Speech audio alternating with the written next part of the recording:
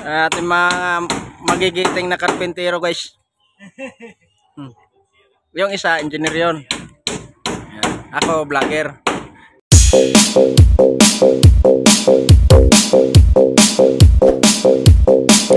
DJ Joe Breaker Remix.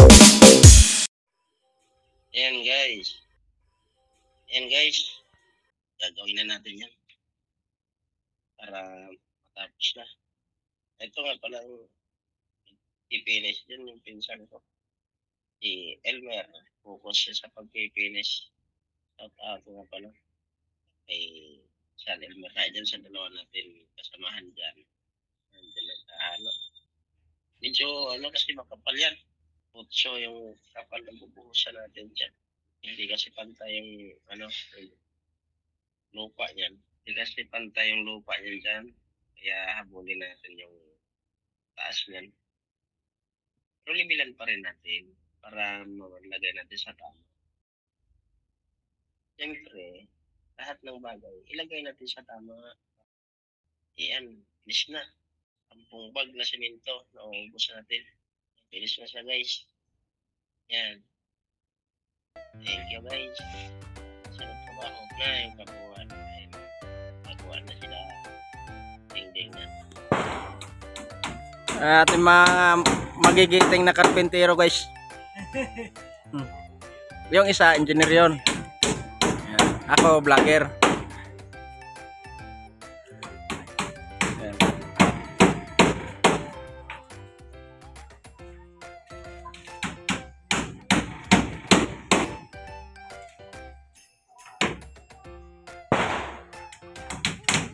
Yan.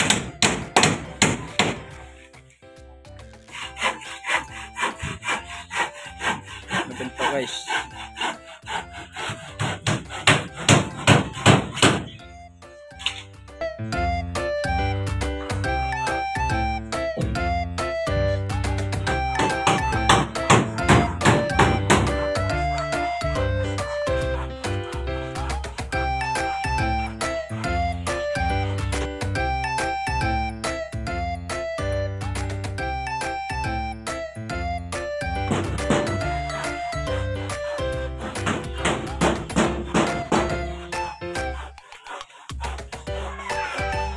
Hi guys.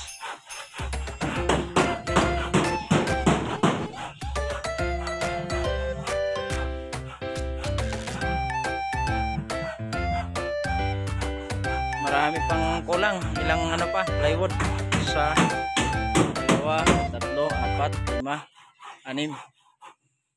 Tapos pinto. Pero yan lang muna. Sasabayin na natin yan dito sa sa CR. So ayan guys. Ito na yung natapos natin. Medyo kinapos lang tayo sa Yan, paikot na yan. Ayan. Tapos lang. Kailangan pa ulit natin ng magtrabaho. Ito yung pinakasala niya. Tinambak ko yung kahoy dyan. Tapos yan yung kwarto na isa. Tapos yan sa unahan. May kwarto pa na isa dyan. Kulang pa din ng plywood. Ayan. Kulang pa siya ng plywood. Para makumpleto sana yan. Tsaka pintuan. Wala pa. So ito yung sala. Ayan. Tapos, yan. Diyan natin gagawan ng ng kusina sa lugar na yan. So, dito sa may bandang labas, dadagdagan na lang natin dugtong. Yan, kusina at CR. Ilalagay natin dyan. Sana matapos na itong trabaho na to para okay na lahat. Ayan na yung kabuuan ng bahay guys. Hindi natin natapos. Kinapos tayo sa araw.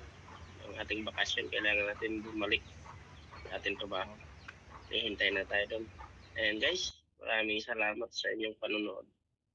Thank you. Bye-bye.